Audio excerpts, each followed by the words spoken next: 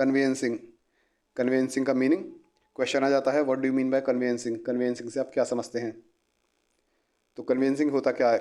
It is the legal process of transferring ownership और interest in a property from one person to another. यह एक legal process है जिसके through किसी भी प्रॉपर्टी की या तो ओनरशिप या उस प्रॉपर्टी में कोई इंटरेस्ट वह किसी एक व्यक्ति से किसी दूसरे व्यक्ति को ट्रांसफ़र किया जाता है। ओनरशिप कब ट्रांसफ़र की जाती है? मान लीजिए आपने अपना प्लॉट सेल कर दिया, प्लॉट बेच दिया, तो उसमें आपने अपने प्लॉट की ओनरशिप दूसरे व्यक्ति को ट्रांसफ़र कर दी। इंटरेस्ट कब ट्रांसफ़र किया जाता है? मान लीजिए आपने अपना मकान किराए पे दिया, तो वहाँ पर आपने ओनरशिप ट्रांसफ़र नहीं की, उस व्यक्ति को उस मकान का मालिक नहीं बनाया, बस आपने इंटरेस्ट ट्रांसफ़र किया है, केवल आपने उसको पोजीशन दिया है, ओनरशिप ट्रांसफ़र नहीं की।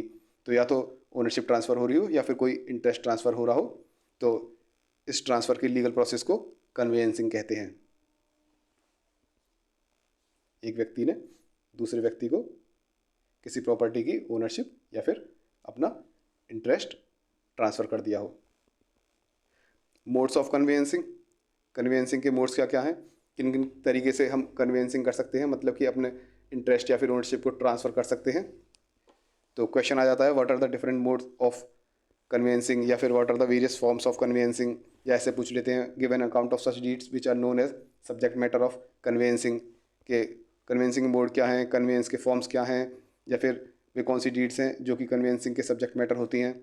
तो बात एक ही है, इसमें सीधे सीधे पूछा है कि आप कन्वेंसिंग कैसे कैसे कर सकते हैं, अपने ओनरशिप या फिर इंटरेस्ट को कैसे कैसे ट्रांसफ़र कर सकते हैं, ट्रांसफ़र के तरीके पूछे हैं।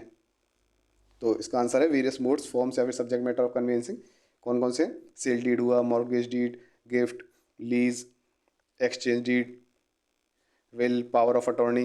इनके थ्रू आप अपने इंटरेस्ट या फिर ओनरशिप ट्रांसफ़र कर सकते हैं। तो जैसे सेल डीड होता है, आप अपनी फुल ओनरशिप इसमें ट्रांसफ़र कर रहे हैं, आपने अपना प्लॉट सेल कर दिया सेल डीड के थ्रू, तो आपने अपनी ओनरशिप ट्रांसफ़र कर दी। मॉर्गेज डीड में क्या होता है? आपने अपनी प्रॉपर्टी लोन के लिए गिरवी रखी है, केवल ओनरशिप आपके पास ही है। गिफ्ट डीड में क्या होता है? कोई व्यक्ति अपनी मर्जी से अपनी प्रॉपर्टी को बिना किसी पैसे लिए दूसरे व्यक्ति को ट्रांसफ़र कर देता है, गिफ्ट कर देता है। लीज डीड में क्या होता है? केवल प्रॉपर्टी को टेम्पररी यूज़ करने के लिए टेम्पररी राइट मिलता है कि कुछ समय के लिए, कि इतने महीने तक के लिए आपको किराए पर दे रहे हैं, ओनरशिप ट्रांसफ़र नहीं की जाती, ओनरशिप मकान मालिक के पास ही रहती है। एक्सचेंज डीड में प्रॉपर्टी अपन आपस में एक्सचेंज कर दी जाती हैं, ट्रांसफ़र कर दी जाती हैं। एक की प्रॉपर्टी ये है, दूसरे की प्रॉपर्टी ये है, तो उन्होंने आपस में एक्सचेंज कर ली, ट्रांसफ़र कर दी। विल में क्या होता है? कोई प्रॉपर्टी जो है विल के अनुसार ओनर की डेथ के बाद उसके हायर्स को ट्रांसफ़र कर दी जाती है। किसी ने व्यक्ति ने विल बना दी, तो विल में जो भी प्रॉपर्टी उसने लिखी है कि इन व्यक्ति को मिलेगी, तो जब उस व्यक्ति की मौत हो जाती है तो जिनके नाम लिखे हुए हैं उनको ट्रांसफ़र कर दी जाती है। Power of attorney, authorising someone to manage और transfer property on behalf of the owner. Owner जो है ए बी को पावर ऑफ अटॉर्नी देता है कि मेरी प्रॉपर्टी मैनेज करो, तो अब बी को अधिकार मिल गया है उसको मैनेज करने का, या फिर बी को पावर ऑफ अटॉर्नी देता है कि आप मेरी प्रॉपर्टी ट्रांसफ़र कर सकते हो, इसके बेनामे वगैरह रजिस्ट्री आप कर सकते हो।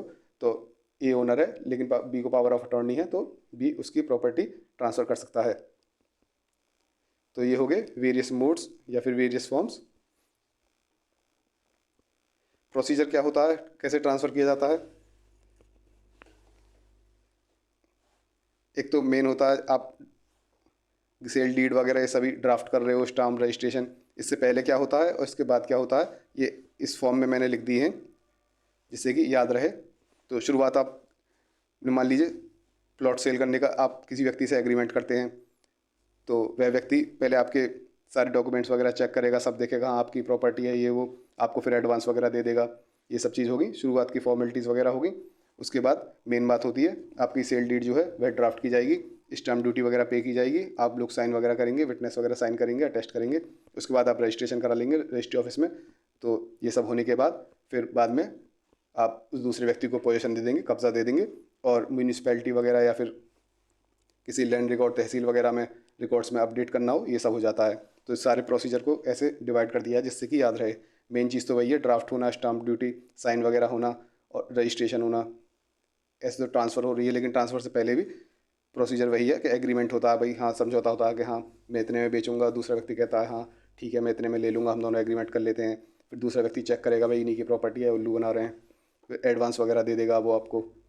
फिर मेन उसमें यही होता है कि ड्राफ्ट किया जाता है पूरे डीड को, सेल डीड को, स्टैम्प ड्यूटी वगैरह पे की जाती है, साइन वगैरह की जाती है, रजिस्ट्रेशन, बाद में आप कब्जा दे दोगे और रिकॉर्ड्स वगैरह म्यूनिसिपैलिटी वगैरह हो, तहसील वगैरह हो, उनके रिकॉर्ड्स में खसरा खतौनी वगैरह में चढ़ जाता है। ये प्रोसीजर है या प्रोसेस है कन्वेंसिंग की। ऐसे ट्रांसफ़र हो जाती है एक व्यक्ति से, मान लीजिए आपने अपना प्लॉट बेचा दूसरे व्यक्ति को, आपकी ओनरशिप या फिर इंटरेस्ट। ये हो गया कन्वेंसिंग। रिवीजन के लिए नोट्स चाहिए तो आप वेबसाइट www.desillb.com से ले सकते हैं यदि आप इंटरेस्टेड हों तो।